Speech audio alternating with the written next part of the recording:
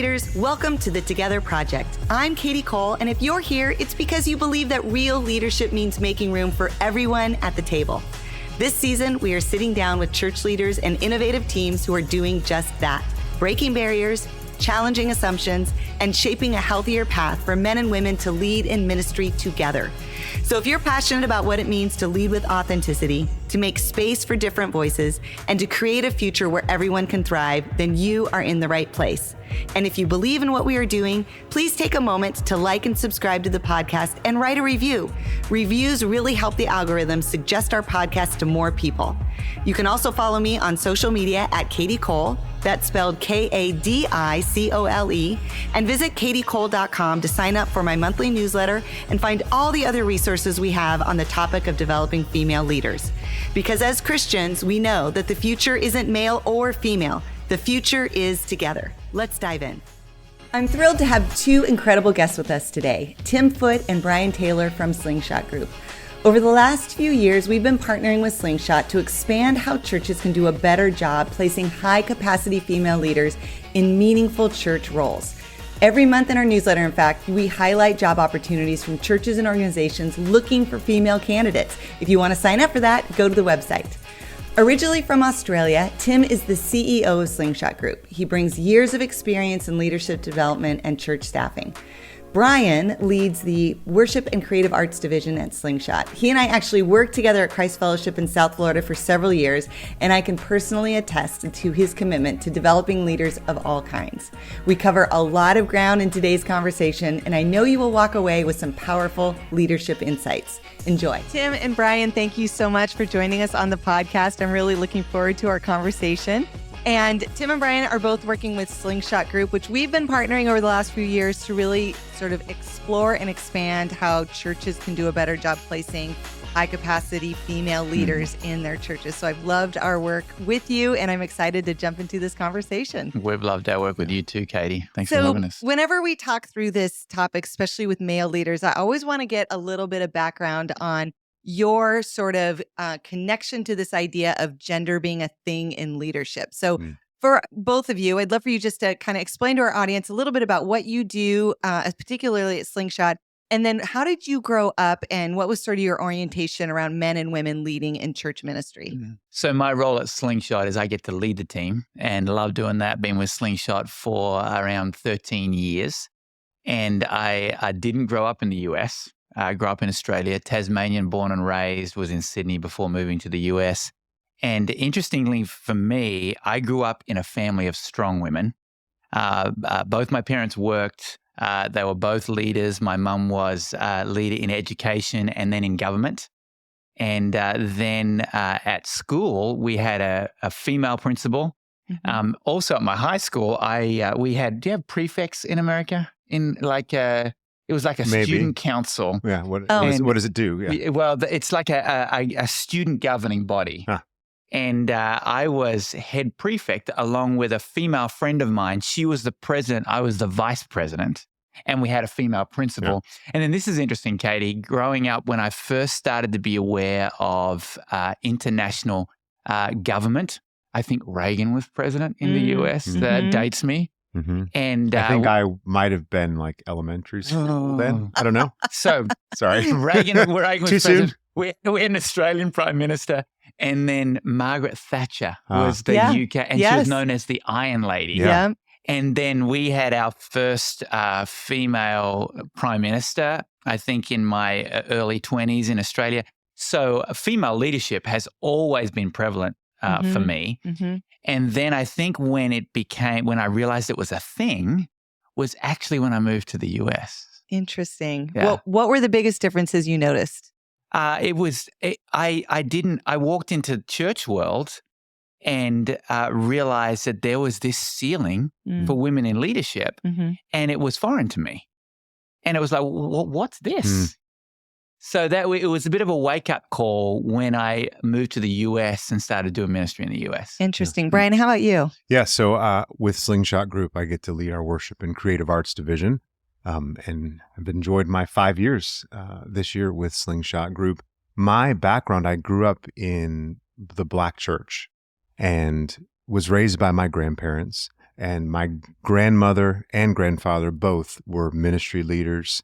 I was used to female pastors, and there is a strong female leadership presence in the kind of church that I grew up in. And so all around, I was used to seeing these matriarchs of the faith that were very confidently stepping into their call alongside the men that would also lead. And so, yeah, it was always a really balanced approach that I know, and I didn't know anything other than that. Even in the family unit, there was this really great balance between mom and dad, or grandma and grandpa. And in some cases, like grandma, my great-great-grandma was Big Mama. That's what we called her. She had 15 kids. Oh, so my they goodness. had Big Mama. She lived to be 109. Big Mama. Wow. And then 100? Yeah. 109? 109. And then there was my grandmother's mother, who was Teeny Mama, because they got tired of calling for Mama in the house. They all lived together. And then you had my grandmother, all very strong leaders and a glue, in a sense, for the family and our community. Why do you think that the church navigates this so differently than most cultures? So you both grew up in cultures where you didn't really have this pronounced sort of ceiling or lid, but once you entered into church ministry or maybe into more Anglo churches, you started to experience it. What is that you bumped into? How did you realize it?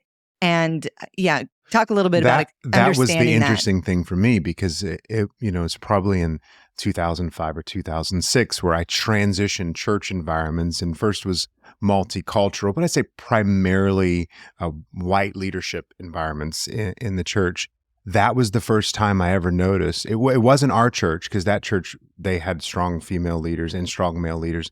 But some of the churches I began to interact with, I noticed, oh, that's interesting. Like none of the ladies are pastors, or none of the primary leadership positions of the church are female leaders.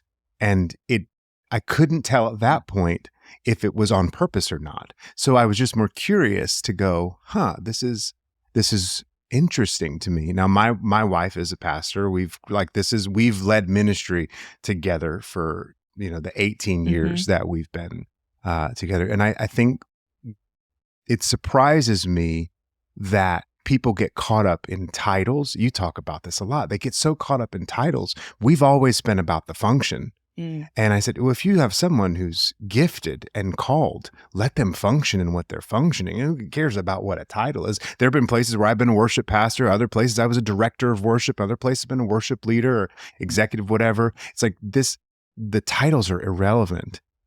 What has been the most, I guess, saddening really for me is you see people who are capped in their influence when they're clearly called to function in a capacity. When you asked the question, Katie, I automatically went to interpretation of scripture. Yeah. But then I actually think it's historical. Mm-hmm. And you watch culture shift, and the church is always slow to catch up. Mm-hmm. And I think it's probably more of that. And I think some people move faster than others. Mm-hmm. Well, and we all work with a lot of different churches with a lot of different theological views around this subject. And obviously our role is never to really weigh in on that piece. Right. We want to help people maximize the leadership potential within their theology. Yeah. So there are some times where title gets mixed up. It is sometimes culture, but sometimes there is, some boundaries around people's theology. My experience is we tend to limit women way more than what our theology allows. Yes. And so those are the things I try to champion, and some of the things we've talked about a lot. Love that. So as we work with churches, and especially the number of churches that are hungry to raise up women leaders, I think to your point, Brian, we see a lot of leadership potential. Even very strong complementarian churches are like, gosh, we've got potential here, but it's hard to maximize women's opportunity. What would you say are some of the blind spots for leaders who are kind of looking at their congregation and they're like, we have more leadership capacity than we're utilizing, but as a leader, I can't tell why that is. I can tell we're stuck, but I don't know why. What would you say from your seats are some of the blind spots that leaders can start to look at around this topic? I think you just raised it, and that is not realizing that you have these amazing leaders already there in your body. You've just got to call that leadership out of them. And so it's not to not limit your thinking, and to go, okay, we need to reach further. We need to call more out of the women leaders. You've got leaders in your congregation that are leading in the marketplace in amazing ways. We need to call that leadership out of them in the church, and then work out what that means for us as a church and how we can provide an environment for them to thrive. Yeah, Good. I would add, I think one of the blind spots is kind of a lack of awareness of what they're communicating without knowing it. Oh, good. Because of how the leadership gathers, the kinds of places they go, what the accommodations are when they go.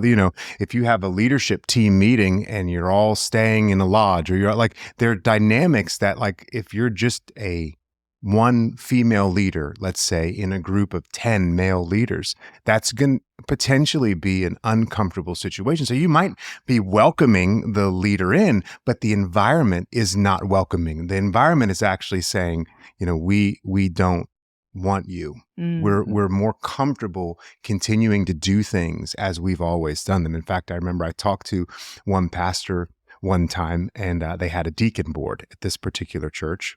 And I said, "Hey, I noticed all your deacons are guys. Is that a theological thing?" And he said, "No." I said, "Well, what's the problem?" He said, "Well, I'm worried, I guess, if we actually let the women do it, none of the guys would show up." And I said, "Well, that's interesting. So you're more comfortable limiting something, like you said. This is not now a theological. This is just a preferential. It's a comfort thing. You don't have the courage to, say to those guys, are you called or not? Like, does your calling depend on who else is in the room?" But they were just not really willing to adjust that. And so I think you can have the theological position, you can have the welcome mat out, but the door is locked because you don't want to change the environment. The second thing I would say, a blind spot that's huge, is I think I know. Like they operate as if this assumption that I know what it takes, I know what's working, I know what these leaders that I have are interested in doing, and you go with that assumption. Well, then you only get what you know. You don't get anything outside of that. You don't get any new perspectives. You don't get any new a new lens to look through things. You just keep hitting that status quo. But that definition of insanity, right? Doing the same thing over and over again, expecting a different result. And I think that's where many leaders find themselves. They don't stop and say, I wonder what I don't know. Oh, that's good. That's a really great question to ask yourself. Yeah, I love that. That's interesting, Brian, because I was going to actually say that too. And we'll piggyback on that. It's realizing what you don't know. Yeah. And that's absolutely been a blind spot for me. I can be over positive. And so I'll call the leadership out. I can remember when I went part-time at my church when other work was growing, and I decided, okay, I want to hire my replacement.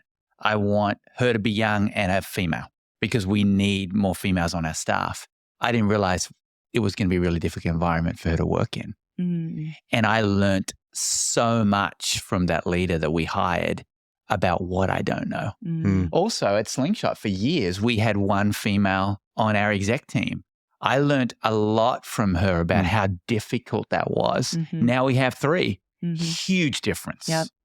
Huge difference. It's the blind spot for us is realizing what we don't know. Yeah. Yes. And asking those questions and being open to hearing the response. Yeah. Such a big part of that. Okay. You guys said so much in those last 2 responses. I want to dive a little deeper. So Brian, you talked about this fear, which I also hear from a lot of male leaders who lead male teams, is when we start adding women, it makes men back off. So as 2 men, can you help unpack that for those of us who are listening? Because I think many of us have experienced that, right? It's like in fact, many women leaders work really hard not to overdo or come on too strong because it has this rebound reaction to the men on the team. And we actually want to lead together. I don't know many female leaders that are like, I want to take over. They just want to be a part of it. So can you unpack a little bit about what's happening for men in those moments that would make them back down, and what would be important for them to know, maybe what would be important for women to know if they're worried about that? Yeah. What comes to mind for me is there's so much fear like the fear culture. I don't know any other way to describe it, where there is this sense of like, oh, like what you just said, like I don't want the female leader, I don't want to come on too strong. The male leader, I don't want to feel too familiar, because we've all seen these really terrible stories and read the headlines and heard the sound bites of relationships that went in a direction that they shouldn't have. And then you kind of get beat over the head with it so much that it actually affects what normal relationships could look like. And I think there is an appropriate amount of maturity and discretion and understanding that's required, but it cannot be fear motivated, because the fear, I think, is what puts off that. Like if I'm afraid of something, I'm communicating that I'm afraid of you, which then it almost becomes this self-fulfilling prophecy, because you pick up that, and then I would go like, well, why is that person afraid? Like, what is it that do I have a reason to be afraid? And so then we perpetuate that cycle. And so I think really addressing what's maturity and wisdom and what's just flat out fear mongering that I think can affect fear that we might stumble, fear that or we feel might that we're going to miscommunicate or be misinterpreted. Yes. You know, like you might, laughing and joking with Tim might come across different if it's just him and I sitting at a coffee shop than you and I sitting at a coffee shop. And it's like, that's just and a so part that of makes you pull back. Potentially. I don't want to make a mistake. And I think it just requires us to navigate sensitively, but also to instead of letting it go unspoken, to really acknowledge with ourselves and go, okay, maybe for some leaders, that's not something that they can do. I don't think there's this one size fits all. I think you have to know yourself. You have to know your proclivities. You have to know where your boundaries are. Then you have to be okay with it, but not put it on someone else and force them to think what you think or believe what you believe in terms of what those boundaries should look like. That's my personal experience. Okay. How about you, Tim? Any perspective you want to share on that? Yeah, I think the climate has been so fraught that, we put a bunch of rules around it. And I think it does bring about a bit of a fear culture. I think there's a lack of open conversation. And I think that is so important that we have open conversation about this and learn from each other. You might have a male leader of the team who puts these rules around gender on the team and doesn't even consult the women on the team about how that feels or how that's coming across. I think it's got to be collaborative in how you handle how we work together. I was self-evaluating actually as you're talking about our executive team. I don't feel any of our guys backing off at all, but have I asked the women on our team if they feel that? I think I probably need to. But I haven't sensed it. Yeah. I'm challenged. Challenged by that. You're like processing it. Processing it out loud. At our team meeting next time we meet. Yeah. Well, I think that posture of reflection and curiosity and self-awareness is going to always have to be something around not just gender, but any kind of challenges or any kind of differences. And we all show up different for a variety of reasons. Gender is just one of those. I actually would love your perspective, Brian, because I know you and I used to work together, and we've had a lot of conversations about how race and ethnicity plays into team dynamics also.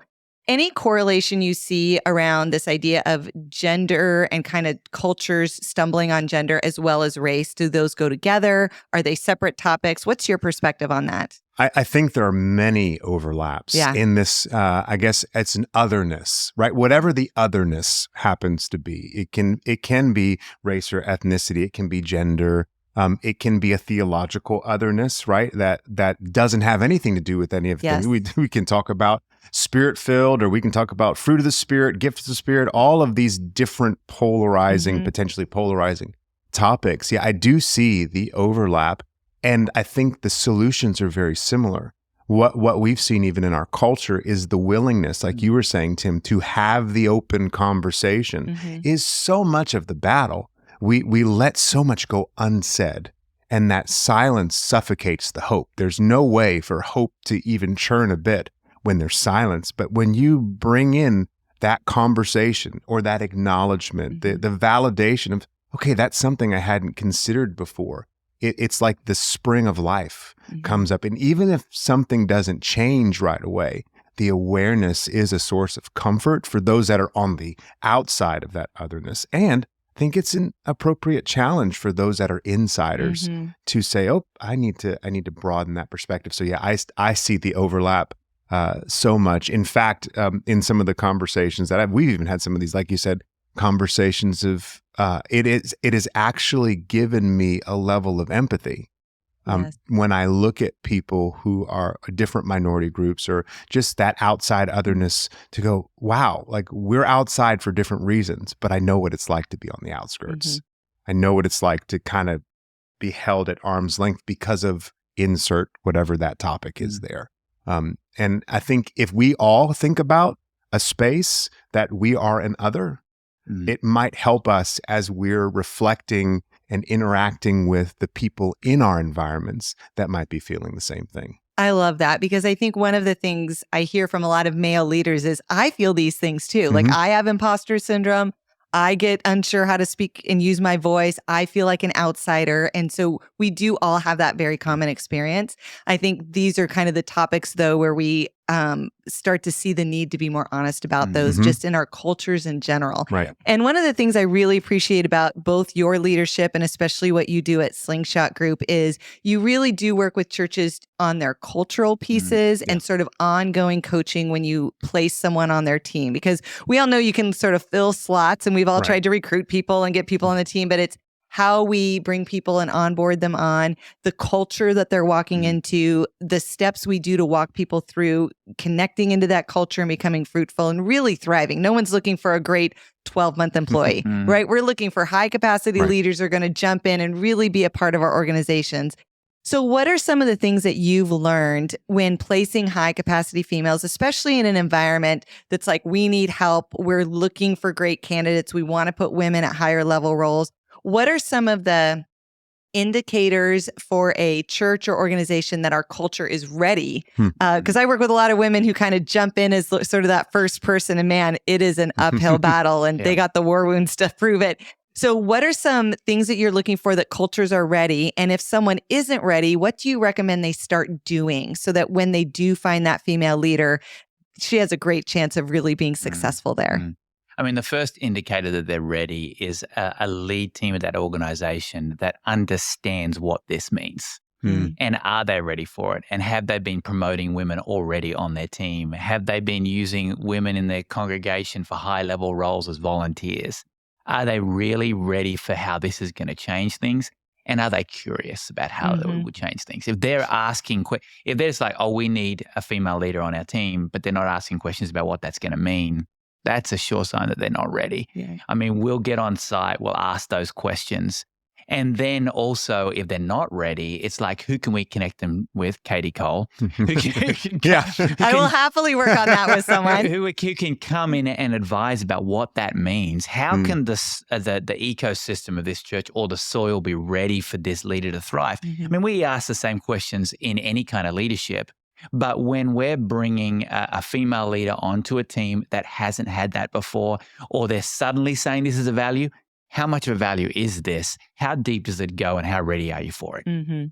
Yeah, I would say it's important to make sure that that leader has a really great safety net, and put that safety net in place before you bring them on. Yes, describe what you mean by safety net. So even in the best laid plans, it's going to be awkward at some point. There's going to be friction at some point. Something that you thought you prepared for, you're going to realize, oh, we didn't prepare for. So you want to talk about, as an organization or a team, you want to talk about as much of that on the front end. Hey, here's so that's not a surprise. And then, like you said, like a coach like you that can be a resource to help them prepare the soil. Like, I don't know, I'm not a gardener. If I tried to plant a garden, everything would die because I have no idea how to do it. And I could have all the right ingredients, but without that mastery, that skill, that know-how, the ingredients will mean nothing. It'd be the same thing if I tried to bake a cake. I'm neither a gardener nor a baker. A lot of leaders think if I just get the ingredients in the bowl, surely a cake is going to pop out. Surely that tomato plant is going to do just fine. But a gardener coming in will know oh, there's a little bit of an issue here in your soil pH. The baker will know, yeah, that's the wrong kind of flour to produce the air pockets that you want in that thing. So having that safety net, which is an outside resource, someone that can look objectively at the situation and help you see the things you don't know. And then on the other side, when the leader's there, someone that they can kind of let down their guard with and be honest about the struggles that they're facing, let out a bit of the pressure, and then can guide them through, help facilitate that successful launch in that role, even for the first 6 or 12 months, just to allow the organization to settle. Because like you said, when they're breaking, especially if it's the first time, there's so many barriers that you're not even going to know exist. And they're going to have to come in like a wrecking ball if you don't clear the way for them. And it's lonely. And it is terribly lonely. Yeah. Well, and I think one of the things we as leaders, all leaders do this, but it's easy to underestimate where your culture's at versus where you think it is or where you want it to be or where you would prefer it to be. And I do find a big disconnect oftentimes between where a senior leader thinks their culture is around this topic and where the culture actually is. And so it's easy to rush it. And one of the ways to know is, do you have women, as to your point, Tim, are women flourishing in leadership already? Yeah. If they're not, then 100% your culture has some issues around it. Because when there is a culture that welcomes women, women will step in and thrive. Right. And so that's the best barometer to even get started. Absolutely. And then, pulling in resources. I loved your illustrations. That's exactly right. A master culture gardener can help see some things pretty quickly and easily that we might be blind to when we've been in the culture ourselves for a long time. I love that. I talk a lot about how leadership around gender or bias of any kind is very personal. And most of the research we've done has little to do with the woman you hire or the other people. It's really my own personal leadership practices. How are you each exploring that in terms of gender or even race or other areas, your own sort of journey in being a more diverse or more inclusive leader? For me, Katie, it always starts with curiosity. I mean, I'm a naturally curious person, love asking questions. And so what can I learn from these leaders to help them be successful, to help them break through? What am I not seeing? Expand my paradigm in all of this. You know, that's more powerful for me, Katie, than reading a book, because I can learn from real experience and learn how I can help these leaders be better and these organizational cultures be ready for these kinds of leaders. So for me, it starts with asking the right questions, learning from people, realizing that I don't know, but I can learn so much from other people's experience. Very good. Yeah, I think for me, very similarly, I found that I have to start with personal relationships, my personal sphere of influence. Before I'm able to do anything professionally, I have to have people that I'm in relationship with that fit whatever that demographic or that belief system or that even a theological difference. You have to learn before you lead. I can't go and step in and lead someone that I'm not used to interacting with. And I think for me, that's where I found probably the moments where I've misstepped the most. It's been when I've tried to step into that position of leadership before I've had any personal learning about what that relationship should be like. And that involves us breaking that status quo, meeting different people, having conversation, welcoming people even into your home or into community circles that don't believe what you believe. We're like, as we're filming this, we're gearing up for election cycles. Like maybe have dinner with someone across the aisle. Yeah. Like who is across the aisle from you that you need to be the one that goes across, not waiting for them to be brave. You be brave. You sit down, you reach out, you have the conversation and learn first. Then once you've learned, you'll have a level of understanding in your leadership that will really help those diverse voices thrive in the environment. Yeah. That's wonderful. Thank you so much. And you both have been great champions of women leaders in churches and organizations and businesses in your own lives. What would you say to any women out there who are aspiring to lead at higher levels in the church, especially the church that they love, but they haven't found the way, or they're wondering if they can do it, or maybe the culture isn't super open or supportive the way they wish it would be? What would you say to them? I would say do it. and keep doing it. Don't be discouraged if it doesn't work out the way you want it to work out the first time. Your ability to step into tomorrow is 100% about how you handle today. It's how you steward today, how you steward the disappointment of walking into a room that was not ready for you. And the disruption that comes when you reorient your life around something that comes to a hard, quick stop. But then tomorrow you have an opportunity to have a new today. So you show up tomorrow and you keep showing up the day after that. That would be what I would say, because I think it can be so discouraging. It's already a lot.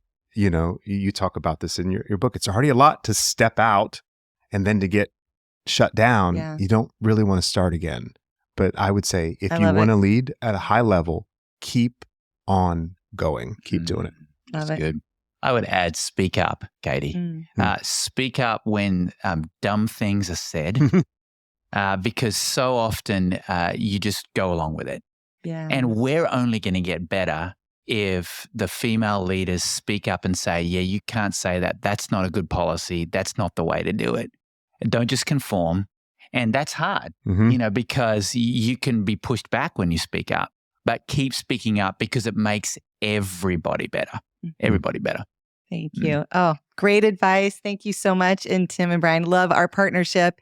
Looking forward to doing more work together. And thank you so much for being on the show today. Thanks for having us, Kadi.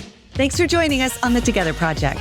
Check out our free theological cheat sheet or grab a copy of my book, Developing Female Leaders, to learn more about the dynamics of how we can all do a better job creating church cultures where every leader can thrive.